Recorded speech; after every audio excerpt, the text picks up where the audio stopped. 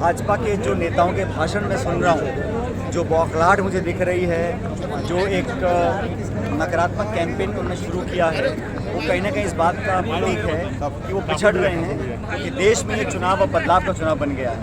यहाँ कोई हवा या वेव भाजपा के पक्ष में नहीं है। 10 साल की एंटी इनकम्बेंसी है, लोग उठ चुके हैं, बदलाव चाहते हैं और 10 साल में जो रिपोर्ट कार्ड बनी है सरकार की, वो जवाबदेही तय करने के लिए लोग मतपेटी के माध्यम से अपना मंशा रखेंगे। भारतीय जनता पार्टी का जो कार्यकाल रहा 10 साल का, उसमें वो किसी भी वर्ग को संतुष्ट नहीं कर पाए, चाहे किसान वर्ग हो, चाहे शिक्षित नौजवान बेरोजगार हो, चाहे महिला हो, मध्यम वर्ग हो। हाँ, कुछ चंद ऐसे लोग हैं देश भर में चुनिंदा, जिनके उन्होंने लाखों करोड़ कर्ज माफ़ किया है, जिनको उन्होंने देश की संपत्ति बहुत कम दामों में दे दी है। हवाई अड्डा है, हमारे खान खुदान हैं, बंदरगाह हैं, बिजली घर हैं, वो दिए हैं। लेकिन देश में अधिकांश लोग आज बदलाव चाहते हैं और मैं ऐसा मानता हूँ कि भाजपा की सरकार यहाँ बनी छत्तीसगढ़ में 4 महीने हो गए, कोई छाप जनता के जहन में नहीं छोड़ पाए। बदलाव निश्चित होगा और कांग्रेस पार्टी बढ़त के साथ, बहुमत के साथ चुनाव जीतेगी। संविधान बदलेंगे ऐसा भाजपा बोल रही है, क्या लगता है सरकार और ये तो भाजपा के कुछ नेता हैं जिन्होंने इस पर अपनी टिप्पणियां करी, जिन्होंने बिना पूछे इस बात को बार बार कहा है और इसलिए भाजपा के जो शीर्ष नेता हैं उनको सफाई देनी पड़ रही है। तो कहीं ना कहीं असमंजस लोगों के जहन में पैदा हो गया, क्योंकि इन्होंने ऐसे विवादित स्टेटमेंट्स भाजपा के नेताओं की तरफ से आए थे। हमने कभी किसी पर आरोप नहीं लगाया, लेकिन जो मंशा है, जो उनके नेता खुद बोलते हैं, उसकी सफाई तो वही दे सकते हैं। भाजपा बोले पूरे 11 सीट जीतेंगे यहाँ पे। अब भाजपा तो बोल रही है 300 पार, 400 पार, 500 पार, उसका तो कोई अंत नहीं है। लेकिन मैं तो जानता हूँ जिन राज्यों में पूरे देश में, केरला से लेके कश्मीर तक, जहाँ जहाँ चुनाव हो रहा है, वहाँ पर लोग बदलाव के मूड में। किसानों की बात करें, पूरे भारत में किसान ने हड़ताल किया था, उसके बाद में मांगे पूरी हुई। आज क्या मानते हैं, किसानों के साथ छल हुआ है? किसान जो है आज आक्रोशित है। किसानों को 3 काले कानून बनाने के बाद जब विड्रॉ किया था तो ये वादा किया गया था कि MSP कानून बनेगा। आज तक वो धोखा दिया है भाजपा ने। कांग्रेस ने मैनिफेस्टो में लिखा है कि हम फसल खरीद पे कानून बनाएंगे। ये संभवतः देश में पहली बार किसी पॉलिटिकल पार्टी ने कमिटमेंट किया है और किसान आज कांग्रेस की ओर देख रहा है उम्मीद के साथ, उसका हमको फायदा मिलेगा। सर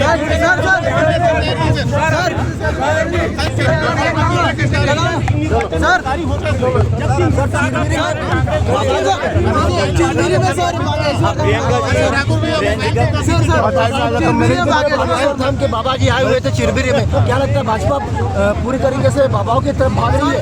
आयोजक टीम है सर, आयोजक समिति हर नागरिक को छूट है, किसी के लिए प्रचार कर सकता है, लेकिन मैं तो चाहता हूँ कि जो प्रचार हो, जो भाषण हो, जो केंद्र बिंदु मुद्दे होने चाहिए, वो किसान, नौजवान, रोजगार, निवेश, उद्योग, शिक्षा, चिकित्सा पे होने चाहिए, ना कि मंगलसूत्र और मंदिर मस्जिद और हिंदू मुसलमान इन पर चर्चा कर जनता का ध्यान डाइवर्ट करना चाहती है।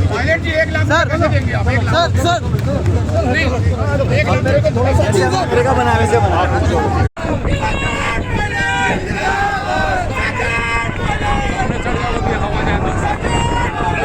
प्रदेश कांग्रेस कमेटी के अध्यक्ष और सांसद माननीय देवत भाई जी, हमारे नेता प्रतिपक्ष विधानसभा में चरणदास महंत साहब, आपकी सांसद महोदया ज्योत्सना जी, पूर्व मंत्री विजय सिंह अग्रवाल साहब, राठिया जी, श्यामलाल कंवर जी, नोबल वर्मा जी, मिश्रा जी, पुरुषोत्तम जी, राजकुमार साहब, शुभ अग्रवाल जी, जैन सिंह जी, तिवारी जी, सुरेंद्र प्रताप जायसवाल जी, महोदय, बच्चा सिंह नेतागण, हमारे साउथ साहब पूर्व अध्यक्ष, मोहन राम साहब पूर्व अध्यक्ष, सभी लोग जो इस मंच पर उपस्थित हैं और इस चुनावी सभा में मौजूद सभी आदरणीय बुजुर्गों, दोस्तों, माताओं, बहनों, बड़े बच्चों, पत्रकार बंधुओं, साथियों, मैं समय से जल्दी आया, लेकिन खुशी इस बात की है कि सभा में आप लोग मुझसे पहले उपस्थित थे और हमारी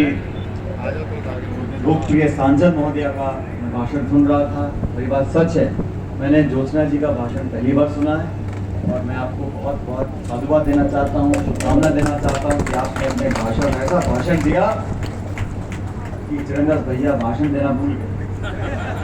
मैंने कहा बोल लो भाई, कहते भाभी बोली भैया क्या बोले हो, मैंने कहा भाषण दे दो, कहते नहीं, हम में से एक ही बोलेगा। और ज्योत्सना जी का भाषण मार्मिक भाषण था और ये भाषण दिल से निकल कर आया। इस परिवार ने बहुत लंबे समय से इस क्षेत्र की सेवा करी है। जब ये राज्य मध्य प्रदेश का हिस्सा था तब से लेके दशकों निकल गए, लेकिन सेवा भाव से आप लोगों के बीच उपस्थित रहकर हर स्थिति में, अच्छे में, बुरे में, विधानसभा में, लोकसभा में जो संभव हुआ, विपक्ष में, सत्ता में एक संबंध बनाया है और संबंध बहुत मेहनत से, त्याग से, समर्पण से, परिश्रम से बनते हैं और संबंध हमेशा दो तरफा होता है। हम ही त्याग करें, हम ही मेहनत करें, हम ही तपस्या करें और जनता प्रोत्साहित ना करे, आशीर्वाद ना दे, लगाव ना रखे तो संबंध कामयाब नहीं होते। संबंध दो तरफा होते हैं और मुझे खुशी है कि इस क्षेत्र में आज से नहीं, बहुत लंबे अरसे से इस परिवार को आप लोगों ने अपना समझा, समय समय पर आशीर्वाद दिया और इन लोगों ने भी हर तरफ, हर जगह, हर संभव आप लोगों का सहयोग, समर्थन करते रहे और ये संबंध आगे बना रहे। मैं लोगों से कामना करता हूँ। ये लोकसभा का चुनाव है साथियों, इस चुनाव के बारे में पूर्व वक्ताओं ने आपको अच्छी तरह समझाया। अध्यक्ष जी का भाषण हुआ, उन्होंने 4 महीने की सरकार के बारे में आपको बताया, क्योंकि मुझे देश भर में घूमने का मौका मिला है। मैं केरल, आंध्र प्रदेश, जम्मू, उधमपुर, असम, बिहार, राजस्थान, मध्य प्रदेश, हर जगह में गया हूँ और इस चुनाव में एक बात मैंने देखी है कि इस लोकसभा चुनाव में कोई हवा नहीं, कोई ऐसा प्रभावी मुद्दा देश भर का नहीं है जो जनता उससे आकर्षित हो। हर राज्य में, हर जिले में लोग उम्मीदवार को देख रहे हैं, लेकिन एक बात मुझे लगी जो पूरे देश में मुझे देखने को मिला कि सब लोग ऊब चुके हैं। इन 10 साल में, 10 साल का समय बहुत होता है। जो बच्चा पहले 8 साल का था आज वो मालिक हो गया और मतदाता बन गया। इन 10 सालों में वही सरकार, वही मुखिया, वही झंडा, वही होर्डिंग, वही भाषण, वही जुमले, कितनी बार इंसान सुने। देश में सारा 10 साल आपने राज किया, अब 5 साल और मांग रहे हैं और बजाय इसके कि 10 साल का लेखा जोखा प्रस्तुत करें तो अपनी रिपोर्ट कार्ड लेकर जाएं कि मैंने 10 साल में इतनी महंगाई कम करी, कितने लोगों की नौकरी लगाई, किसानों को इतना मैंने जल जमाने का अवसर दिया, कितने स्कूल खोले, कितनी मैंने बिजली पहुंचाई। 10 साल की रिपोर्ट कार्ड दिखाने की बजाय आप 5 साल और मांग रहे हो और चर्चा कर रहे हो 2047 की। मतलब 2047 चर्चा करना बड़ा अजीब है। बहुत कम ऐसी पार्टियां हैं जिनको लगातार 2 बार पूर्ण बहुमत का आशीर्वाद मिला, लेकिन इन 10 सालों में पिछले चुनाव में 303 सीट बीजेपी जीत कर गई। इन 5 सालों में नोटबंदी से लेके जीएसटी लगाने का काम किया, महंगाई बढ़ाने का काम किया, और अपने लिए 15 साल मांग रहे हैं। और जो नौजवान फौज में जाना चाहता है उसको कहा तो अग्निवीर में जाओ और 4 साल में आपको करने के रिटायर। 17 साल का बच्चा फौज में जाएगा, 21 साल में वो रिटायर हो जाएगा। विरोधाभास है। और हमें लगता है कि इन सालों में एक मजबूत सरकार दिल्ली में अपने आप को बोलते हैं, लेकिन एक नीतिगत तरीके से, और कृपया ध्यान देकर सुने मैं क्या कहना चाह रहा हूँ, नीतिगत तरीके से देश में जो संवैधानिक संस्थाएं हैं उन संस्थाओं को लगातार नीतिगत तरीके से कमजोर करने का काम किया। यहाँ मुझे खुशी है, इतनी हमारी माताएं बहनें बैठी हैं, आप लोग जागरूक लोग हो। वोट देने का अधिकार इस देश में है, वोट देने का अधिकार रूस में भी है, पाकिस्तान में भी है, लेकिन दुनिया में कोई नहीं बोलता कि लोकतंत्र बहुत मजबूत है पाकिस्तान में, या लोकतंत्र बहुत मजबूत है रूस के अंदर। ऐसा क्यों है? वहां पर भी वोट डलते हैं, वहां पर भी चुनाव होते हैं 4-5 साल में। वोट देने का अधिकार मात्र एक स्वस्थ और मजबूत लोकतंत्र की परिभाषा नहीं है। एक मजबूत लोकतंत्र वहां पर है जहां संस्थाएं मजबूत हैं, जहां आप संस्थाओं का मान सम्मान, उनकी पारदर्शिता, उनकी विश्वसनीयता को आप कायम कर सकते हैं। दुर्भाग्यवश इस देश में पिछले कुछ सालों में संस्थाओं को कमजोर करने का काम किया गया। आज सुप्रीम कोर्ट का कोई निर्णय होता है साथियों, हम सब उस निर्णय को मानते हैं, हमको पसंद हो नापसंद हो, सहमत हो असहमत हो, सुप्रीम कोर्ट का कोई निर्णय आ जाता है, देश का हर नागरिक, हर दल, हर व्यक्ति उसको मानने को तैयार है। क्यों? क्योंकि सुप्रीम कोर्ट वो संस्था है, सर्वोच्च न्यायालय, सर्वोच्च न्यायालय ने निर्णय दे दिया तो बाकी सब उसके आगे समाप्त हो जाता है, उसकी बात को मानते हैं। सुप्रीम कोर्ट का जो न्यायालय में जज बैठता है वो आसमान से तो आया नहीं है, वो भी तो इंसान है। हम उस जज की, सुप्रीम कोर्ट के न्यायालय के हर आदेश की पालना क्यों करते हैं? क्योंकि हमारी आस्था उसके अंदर है कि न्यायपालिका सर्वोच्च जज ने बोल दिया, सब लोगों को बात माननी पड़ती, और सहज हम मानते भी, क्योंकि उस संस्था की मान्यता, उसकी पारदर्शिता, उसकी विश्वसनीयता पर कोई संदेह नहीं है। नागरिक किसी को भी फटकार सकता है, प्रशंसा कर सकता है, सही गलत बता सकता है। अगर संस्थाओं पर प्रशंसन लग जाएगा, मनमानी हम लोग करेंगे। मुझे नहीं पता आप में से कितने लोगों ने वो देखा होगा, चंडीगढ़ में महापौर का चुनाव हो रहा था, निर्वाचन अधिकारी चंडीगढ़ में बैठ के खुद कलम से वोटों को खराब कर रहा था। वो तो कैमरा में पकड़ा गया, सुप्रीम कोर्ट ने हस्तक्षेप किया, अब न्याय वहां पर हुआ। चुनावी बॉन्ड, इसको इलेक्ट्रोल बॉन्ड बोलते हैं, सुप्रीम कोर्ट ने कहा ये गैर कानूनी है। 8,500 करोड़ रुपया भाजपा ने चंदा लो ठेका लो, चंदा लो और ठेका दो, 8,500 करोड़ रुपए जमा करके अपने खाते में जमा करा लिया। 140 साल ये पुरानी कांग्रेस पार्टी है, प्रमुख विपक्षी दल है। 1994 का कोई नोटिस आया इनकम टैक्स का, उसका बहाना लेकर कांग्रेस पार्टी के खाते बंद कर दिए। आप चुनाव लड़ना चाहते हो, कांग्रेस पार्टी के खाते बंद कर दो। निर्वाचित मुख्यमंत्री हमारे आदिवासी समाज के झारखंड में, उनको जेल में डाल दो। दिल्ली के मुख्यमंत्री को जेल में डाल दो। विपक्षी दल के खाते बंद कर दो, विरोधियों पे छापे डलवा दो, इनकम टैक्स के, ईडी के, सीबीआई के। निर्वाचन आयोग कुछ नहीं करता। 8,000 करोड़ रुपए गैर कानूनी चुनावी बॉन्ड से इकट्ठे किए, भाजपा के खाते सीज नहीं हुए, लेकिन कांग्रेस पार्टी उनके खाते बंद कर दो। तो चुनाव लड़ने के लिए एक बराबरी का मैदान तय करना पड़ता है निर्वाचन आयोग को। इसलिए मैं कहता हूं कि संस्थाओं को मजबूत करना, अरे सरकारें बहुत सी आई देश में, कांग्रेस की आई, गैर कांग्रेस की आई, लेकिन संस्थाओं को कमजोर नहीं होने दिया।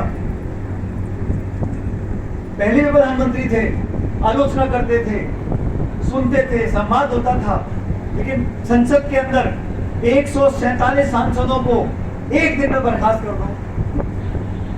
147 सांसदों को निलंबित करके फिर पीछे से कानून पारित करा दो। बीजेपी का भाषण 300 पार, 400 पार, 500 पार। साइड हो जाइए। सरकार बनाने के लिए चाहिए 272 सांसद। देश में भारत कोई भी में रहे। पूर्ण बहुमत चाहिए, 272 सांसद चाहिए। तो 10-15 आप साइड हो जाइए थोड़ा। सेफ्टी के लिए एक्स्ट्रा मांगे, लेकिन 400 क्यों चाहिए? तो जब सरकार 272 बन जाती है तो 400 को क्या करोगे? बल्कि दिक्कत आई कि किसको मंत्री बनाओ, किसको नहीं बनाओ। वही बिल्डिंग समाचार। और बार बार भाजपा के नेताओं को ये सफाई क्यों देनी पड़ती है? वो तो ये समझ में नहीं आ रहा। भाजपा के नेता रोज बोलते हैं हम संविधान से छेड़छाड़ नहीं करेंगे, हम आरक्षण से छेड़छाड़ नहीं करेंगे। आपने कभी सुना मनमोहन सिंह जी को सफाई देते हुए या राजीव गांधी जी को सफाई देते हुए? आपको सफाई देनी क्यों पड़ रही है? मतलब दाल में कुछ काला है। वो ज्योत्सना जी बता रहे थे कि हमारे गणतंत्र में, लोकतंत्र में, हमारी जमहूरियत को कहीं ना कहीं कुछ खतरा पैदा हो सकता है भविष्य में। मंशा पे लोग यकीन नहीं करते हैं, इसलिए बदलाव जरूरी है साथियों। देश में बदलाव की लहर है। बाकी नेता नहीं बोले, मैं बोल रहा हूँ आपको। छत्तीसगढ़ में 11 सीटें हैं, 4 पे मतदान हो गया, 7 पे बाकी है, 7 तारीख को। छत्तीसगढ़ में भाजपा से ज्यादा सीटें कांग्रेस पार्टी जीतने वाली है 4 जून जब परिणाम आएंगे। और ये मैं इसलिए कह रहा हूँ क्योंकि मैंने कार्यकर्ताओं के चेहरों को देखा है, मैंने बूथ पे खड़े हमारे कार्यकर्ताओं को सुना है, देखा है, जिस जज्बे से काम कर रहे हैं, धूप में, पसीने में, भूखे पेट। संसाधन हमारे पास इतने नहीं जितने भाजपा के पास है। सत्ता भी है, ताकत भी है, संसाधन भी है, पैसा भी है, फिर भी उस बावजूद उसके जनता आपके काबू में नहीं है। हर वोट का मालिक एक इंसान है। और मैं धन्यवाद देना चाहता हूँ हमारे संविधान निर्माताओं को, जिन्होंने 75 साल पहले हर व्यक्ति को जाति, बिरादरी, धर्म, समुदाय कुछ भी हो, खरबपति हो, रिक्शा खींचने वाला हो, सबको एक एक वोट का मालिक बनाया। और वोट की ताकत से सरकारें बनती बिगड़ती हैं, भाषणों से नहीं बनती। तो सरकार जो बनी छत्तीसगढ़ में, क्या क्या लंबे लंबे वादे किए, उनमें से कितने पूरे हुए, कोई करने को तैयार नहीं। अभी साहू साहब ने बताया हमारे प्रत्याशी के बारे में, दूसरी पार्टी की जब प्रत्याशी चुनाव लड़ रही है। मैं तो कभी किसी का आलोचना नहीं करता हूँ, मैं इतना जानता हूँ कि हमारी ज्योत्सना भाभी जो है ये बाकी सारे उम्मीदवारों से कहीं बेहतर है। ईमानदारी से आपका सेवा होने के लिए है, पूरा परिवार आपके लिए 24 घंटे खड़ा रहा। और हमारी पार्टी ने जो 5 न्याय की बात राहुल गांधी करते हैं, हमारा जो घोषणा पत्र है उसमें छाप के दिखाया हमने, सरकार बनेगी कांग्रेस इंडिया अलायंस की, तो देश में जो गरीब परिवार है, प्रत्येक परिवार में, उस परिवार में जो महिला सदस्य होगी सबसे बड़ी, उसके खाते में प्रति वर्ष 1 लाख रुपए हमारी सरकार देगी। लोग कहते हैं पैसा कहाँ से लाओगे? मैंने उनको कहा पत्रकारों को, जब बीजेपी की सरकार 16 लाख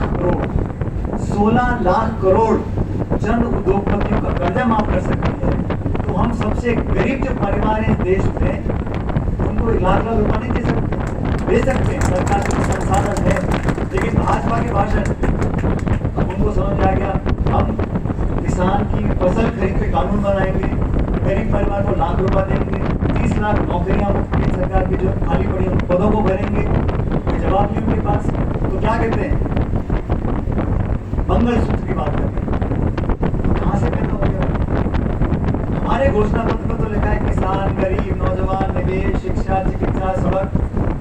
मंगलसूत्र की बात कर रहे हैं, मुसलमान हिंदू की बात कर रहे हैं, मंदिर मस्जिद की बात कर रहे हैं, हम एमएसपी की बात कर रहे हैं, हम नरेगा की बात कर रहे हैं, हम महिला सशक्तिकरण की बात कर रहे हैं। कहीं ना कहीं बौखलाहट भाजपा के जहन में है और उनको मालूम पड़ रहा है कि 140 करोड़ के इस मुल्क के अंदर आप अपने ताकत के बल पर लोगों को भ्रमित कर आप वोट नहीं ले सकते। बदलाव होगा, पूरे देश में हो रहा है, इसलिए आप सभी गर्वद निवेदन है। और गांधी परिवार की, सोनिया गांधी जी की बहुत निकट करीबी है, और मैं जानता हूँ कि सोनिया गांधी जी ने जगन्नाथ जी से बिना पूछे कृष्णा जी को टिकट पिछली बार दिया था, और इस बार आपके भरोसे पर दोबारा हम लोगों ने उम्मीदवार बनाया है। मैं आपसे कहना चाहता हूँ, खासकर महिलाओं से, मुझे खुशी है सभा में आज पुरुषों से ज्यादा महिला बैठी। ये जिम्मेदारी आपकी है, अपने भविष्य को सुधारने के लिए ज्योत्सना जी को अपना बहुमूल्य वोट दें, आशीर्वाद दें। ताकि जीतने के बाद एक बार पुनः 5 साल तक के लिए आपकी सेवक बनकर दिल्ली में वो काम करें। और मैं चाहता हूँ कि 7 तारीख को जब मतदान हो तो कृपया करके किसी से डर कर, किसी के प्रलोभन में, किसी के भाषण सुनकर हमें काम नहीं करना। हमें अपने आप से पूछना है कि इस सरकार ने हमको क्या दिया। भाषण दे दिए, आश्वासन दे दिए, आरोप लगा दिए, विपक्ष को खत्म करने की बात बोली। लेकिन कांग्रेस का पुराना इतिहास है, कांग्रेस पार्टी की सरकार बनेगी तो हमने जो वादे किए हैं उनको निश्चित रूप से पूरा करेंगे। 7 तारीख को आप सब हाथ का निशान करें। और मुझे खुशी है कि आपका बैलेट नंबर 1 है ज्योत्सना जी, नंबर 1 है तो आप जीत कर जाओगी और पिछली बार से ज्यादा वोट से जीत कर जाओगी। और मिलकर 2 बार लोकसभा क्षेत्र की पूरी विकास करने की में कोई कमी नहीं छोड़ेंगे। हम सब परिवार के रूप में आपके साथ मिलकर काम करेंगे। तो आप सबको मैं धन्यवाद देना चाहता हूँ कि मैं इससे पहले अपने भाषण को विराम दूँ, मैं चाहता हूँ आप मुझे भी कुछ आश्वासन दो। अपने दोनों हाथ सबको खड़े करने, ज्योत्सना जी के लिए दोनों हाथ खड़े कर मुझे आश्वासन दें कि 7 तारीख को पंजे पे बटन दबाकर भारी बहुमत से जिताना है। बहुत बहुत धन्यवाद। राम राम।